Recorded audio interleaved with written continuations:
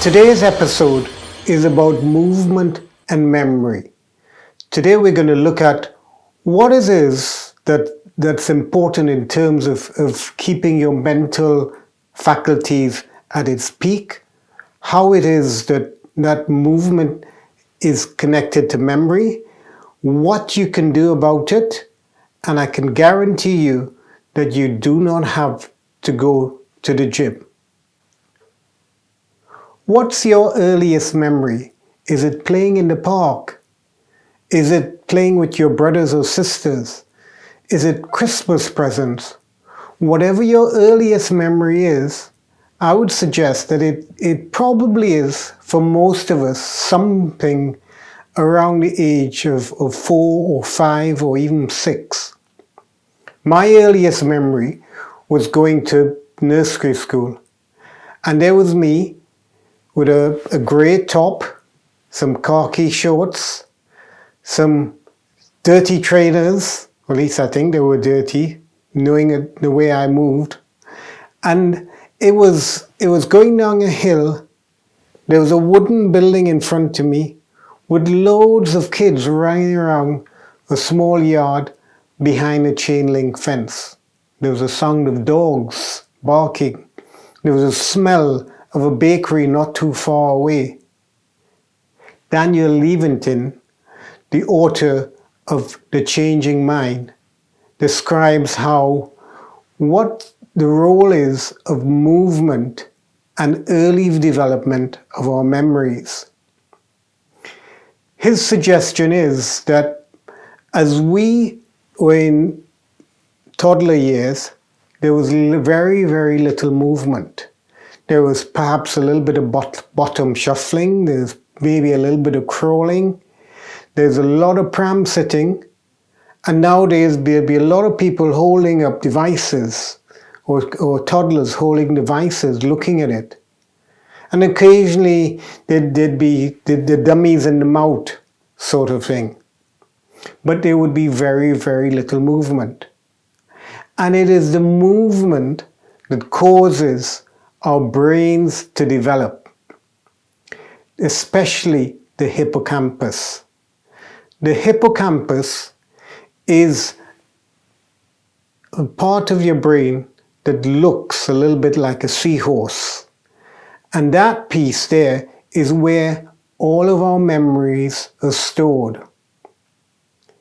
Levitin talks about the fact that as we move, the hippocampus starts to grow, especially two particular types of cells. There's the place cells and the grid cells. For place, think of kitchen, bathroom, bedroom. For grid cells, think of how these places are connected. So how's your kitchen connected to your dining room?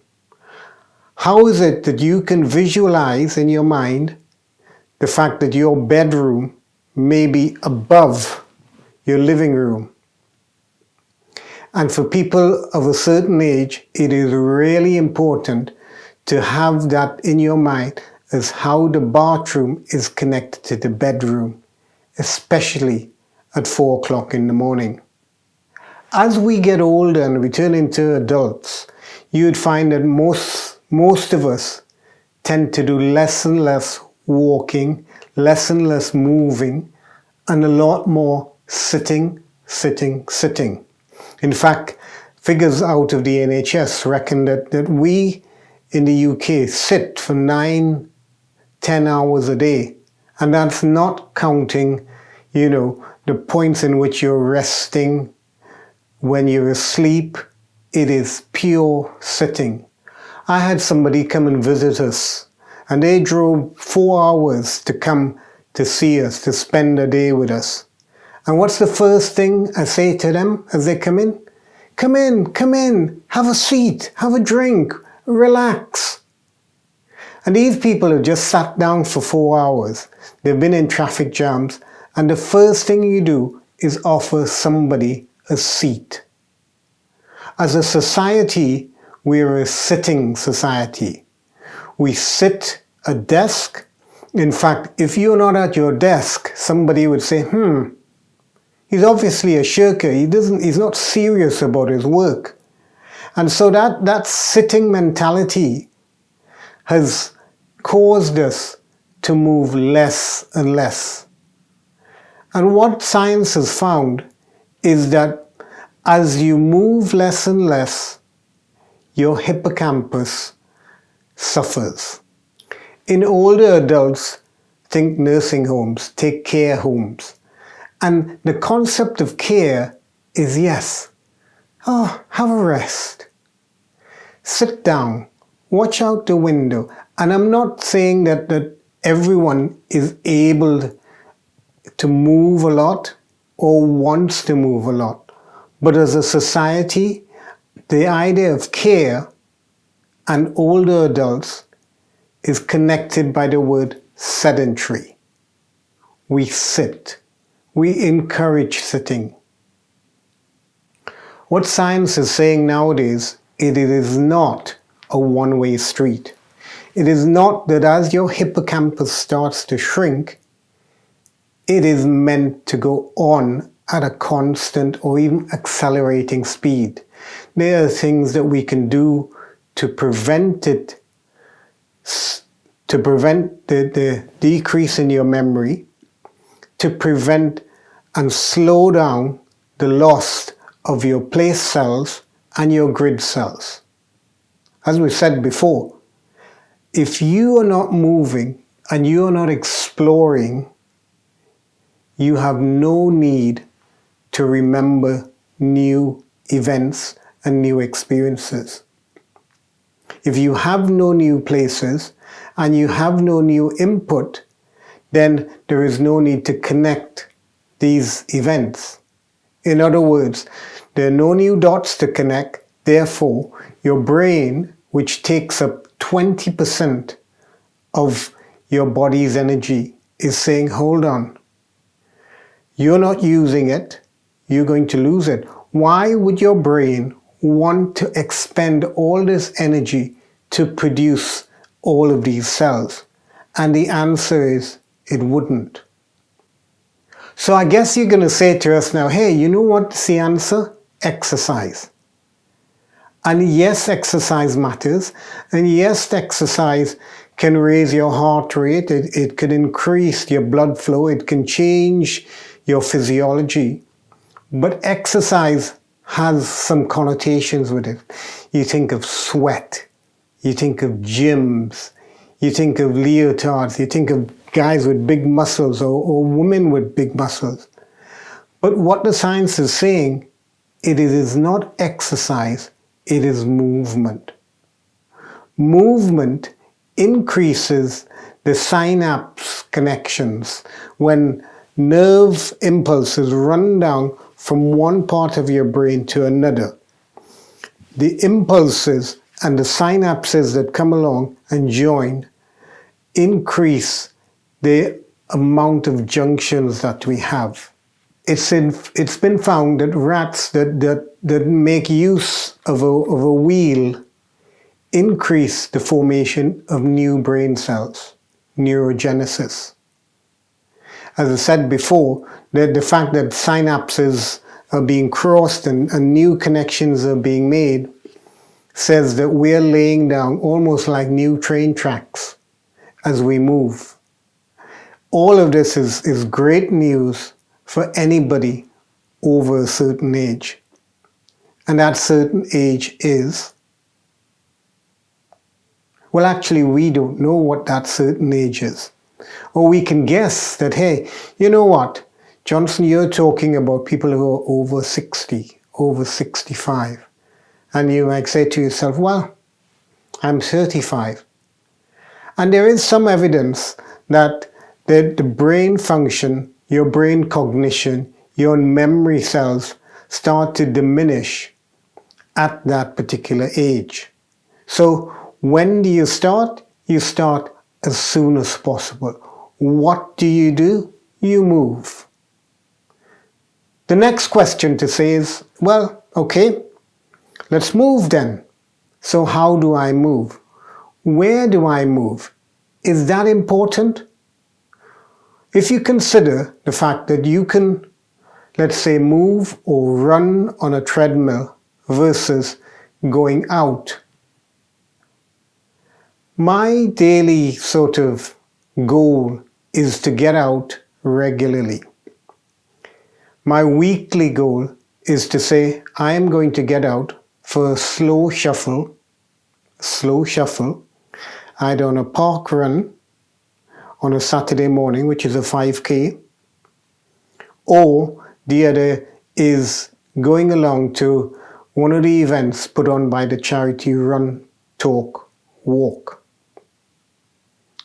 The Run, Talk, Walk is really interesting because what that's about is a group of people who move very, very slowly. The emphasis being not on personal bests in terms of times, not distances, though most times they aim for 5K. But the concept is that as we move, we're moving to improve our mental health. The movement outside matters, and here's why.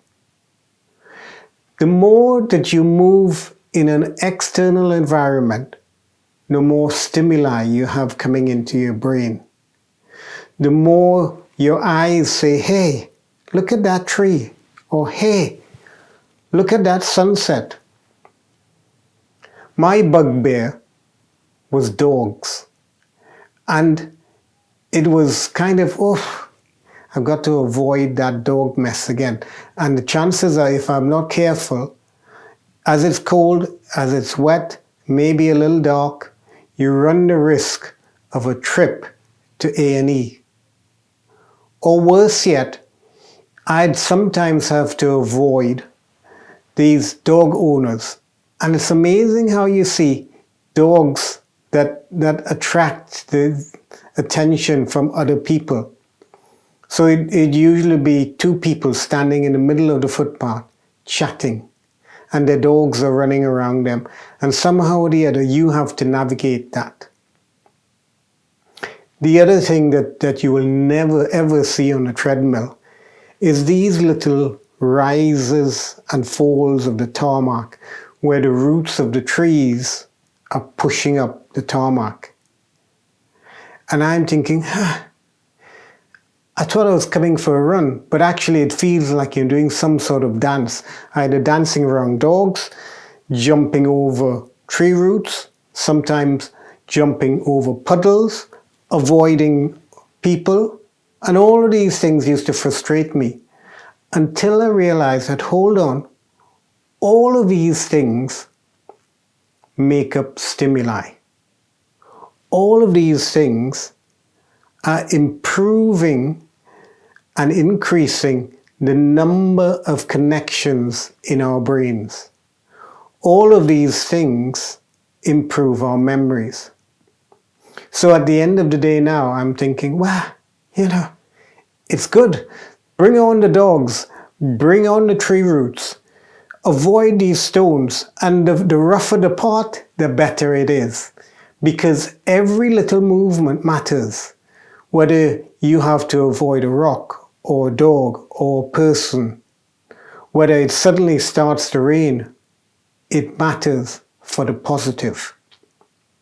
When you compare that to a treadmill, the treadmill is beautifully smooth. It is beautifully rubberized.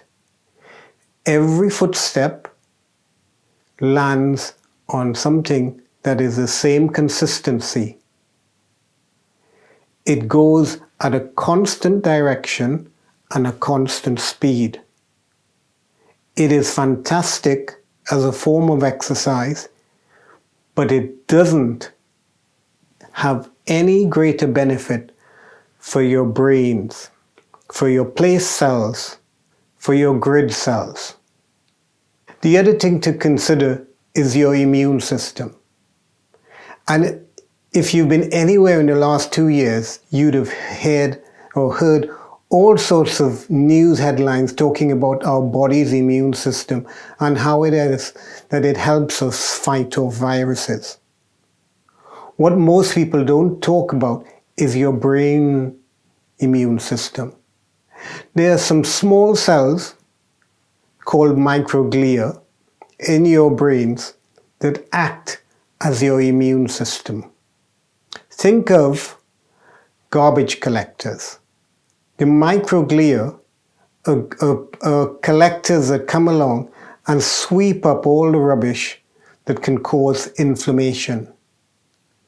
And it is funny because as we get older, our microglia are not that efficient. In fact, they get less as well as not so efficient. The other way you can think of microglia, probably is better, is as builders. So imagine your roof is leaking and you phone a builder and he says, yeah, I'm coming. They come, they fix your roof. And in doing the work, they create some mess. And then they clean up after themselves. Your microglia are exactly the same. Your microglia, when there are cells that are not functioning as well, when there's debris in our brains, they come along and they cause some inflammation that sort of disintegrates the bad stuff. Then they come with a dustpan and brush and sweep it up. The problem is that as we get older, the microglia are better at causing the inflammation than stopping the inflammation.